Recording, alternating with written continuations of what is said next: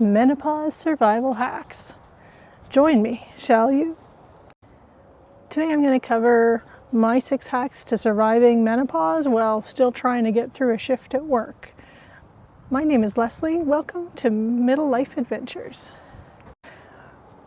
My most commonly used hack is to wear slightly loose fitting long sleeve shirts. That way when you get that dreaded hot flash, you can just slide your sleeves up, slide them back down when you start to cool down and feel a little bit cold. No one even notices. They think you're just rolling your sleeves up and getting down to work. This tip piggybacks on the long sleeves. I also keep a sweater much like the one I'm wearing over the back of my work shirt or my work chair. That way, if I'm feeling a little extra cold after that hot flash kind of cools me off, I can just sort of snuggle into the back of my work chair and have my sweater. And it's handy if I want to just pop it over my shoulders, take it off. Kind of makes for less drama, less need for a fan at your desk. I think the fan kind of screams, "Hi, I'm hormonal."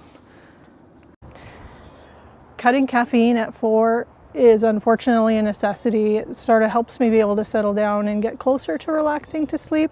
Sleep is a huge issue for me with menopause, unfortunately. So yeah, cutting back that caffeine really makes it a little more tolerable, and it helps with the kind of busy leg thing in the middle of the night that you also get. So cut the caffeine by 4, cut the food by 7, because man, that metabolism, it's in the tank, is it not? Now this one is going to depend on where you work, but I keep a work diffuser on my desk, and I have found that no one objects to peppermint oil. The diffusing of peppermint oil, I find a lot of the blends tend to get people assuming they're perfume or some kind of Glade, and you know how scents are so unpopular at work. Peppermint works. I've even had a few co-workers come into my office and go, "Somebody just brushed their teeth." I've been accused of worse. A 30-minute walk a day does wonders for the brain, for the coping mechanisms. You just find, it's easy to get agitated a lot quicker, and it takes a long time to let things go and calm down. The walk really helps, and it also helps to kind of get rid of that extra fluid my body seems to want to store up for every winter that's around the corner, if you know what I'm saying. I've also recently discovered that there's an actual specialized women's probiotic. So we all need the probiotics. I'm no expert, but in my personal opinion, the probiotics really help with a lot of things. But the women's probiotic, for some reason, it goes down gentler and it doesn't hit so hard.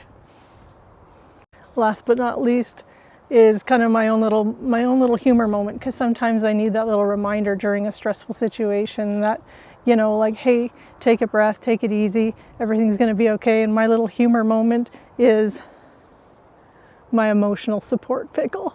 Now, normally no one actually knows that I even have this guy. I tuck him into my pocket, my coat pocket. The other day I was at the car dealership and the funniest thing happened. I took my hand out of my pocket with my keys and my little support pickle fell out on the floor. But I think the car dealership guy was like, but I think they're so used to, when I'm in menopause, he was kind of like, to each his own, right?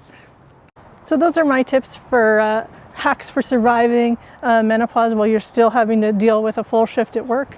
If you've got any you'd like to chip in and add for the group to partake in, please drop it in the comments below. If you're enjoying this content, please drop a subscribe and hit the like button. I'd sure appreciate it. Thanks so much, and have yourself a wonderful day.